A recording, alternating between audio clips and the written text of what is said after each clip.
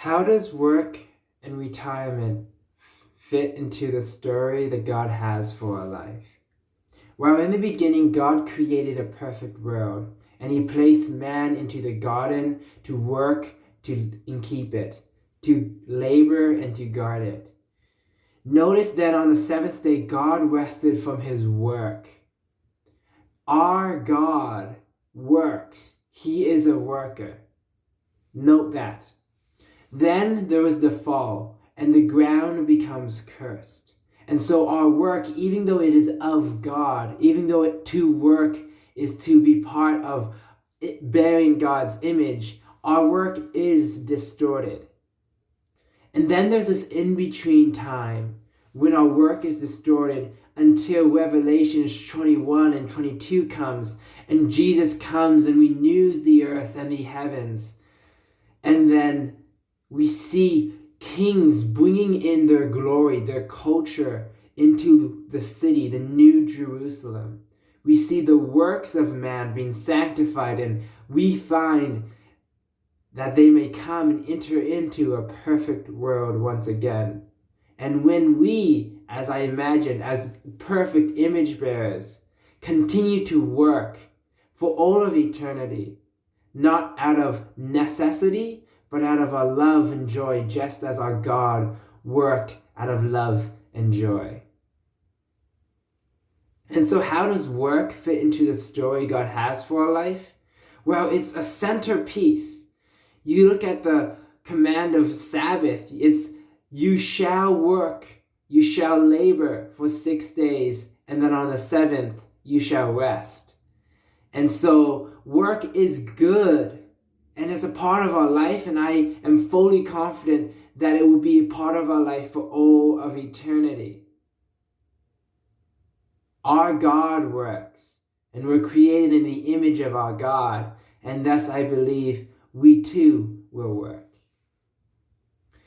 If this is true, then where does retirement fit in this story? To understand that, we must go back we must contrast the world as well as the biblical story. So from the world's perspective, the concept of retirement came out largely out of World War II, when there wasn't enough jobs for the baby boomers who were coming into the workforce. And so the governments were encouraging people to retire, that new jobs would open up. In terms of life stories, in contrast to God's story of life, the story that we often have in the rest is you are to work hard for as little as possible, to be as productive as possible, even if that means working at an unsustainable rate, at a work pace that burns yourself out, that tears your soul into dust. To work like this as little as possible, that you may live an easy and leisure life for as long as possible after your working career. And so it's work hard, then play hard. And that's kind of the story of life. This, however, is not present within the Bible.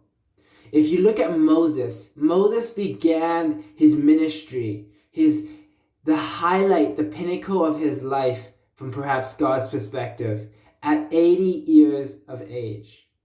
80 years old. When most people were preparing to die, Moses' I want to say main vocation, but his entire life was in preparation for that. He began one of the highlights of his career. And for 40 years, he lived a life where he put in an immense effort, a vocation that required enormous emotional, mental, and physical and spiritual strain. He did this for 40 years, starting at 80 years old. This life radically opposes the work hard and for as short as possible and live an easy and leisure life for as long as possible life that we have been surrounded by in the West. Similarly, look at the life of Caleb, again, when he's about 80 years old, he comes to Joshua and says, give me the land that Moses promised me, right? Give me this land that I may and I will seek to fight the Lord's battles, to kick out the Canaanites in that land. And if I die, so be it. But let me die fighting the Lord's battles. And brothers and sisters, don't you want that to be true of your life too? That when the world tells you now is your time to rest and let the younger generation take over, that you would continue to be investing your heart and your mind and your soul, your emotional, physical, and mental strength to fighting the Lord's battles. That when your time comes to pass through the door of death and when you come before your Heavenly Father, that He would not ask you what you've been doing for the last 10 to 20 years, but rather that you would have mud on your boots and dirt on your hands, and you'd look Him and sweat in much need of a shower. That you would come like this, dirty and sweaty before the presence of your Father. And He wouldn't see the outside appearance. He would look at your heart and He would say, well done, my good and faithful servant. When others were burning themselves out for money, for a false story of life, you fixed your eyes on me.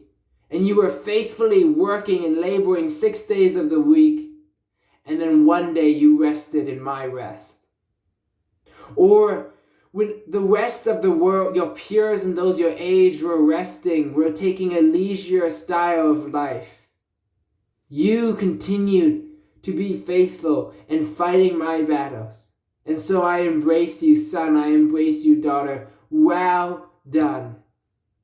Come and enter into your master's, your Father's joy.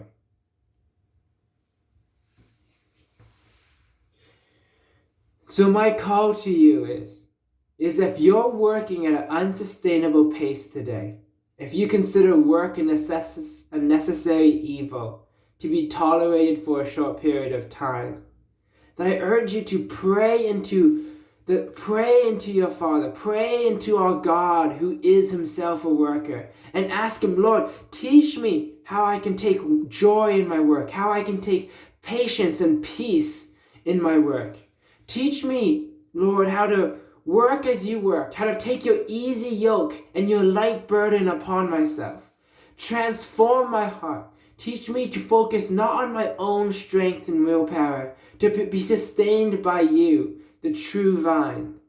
If you are working at an unsustainable pace, I urge you to press into your Father, into your Lord, into the Spirit He placed within you, and to learn how to work sustainably. If you are beginning to plan out your career and your retirement plans, I urge you not to view retirement as the end of your work, as ceasing from work. No, the Sabbath is when we cease from work. And that's only one day, and that starts today, this week already. Instead of viewing your retirement as a ceasing from work, but rather as a transition from one type of work to another. And it's not from hard work to easy work. No, all of our work is supposed to be high effort and yet easy. And so to consider a transition from one type of work to another, and to continue to pour your heart and your soul, your blood and your sweat into fighting the Lord's battles today. To work continue to work even when it's inconvenient.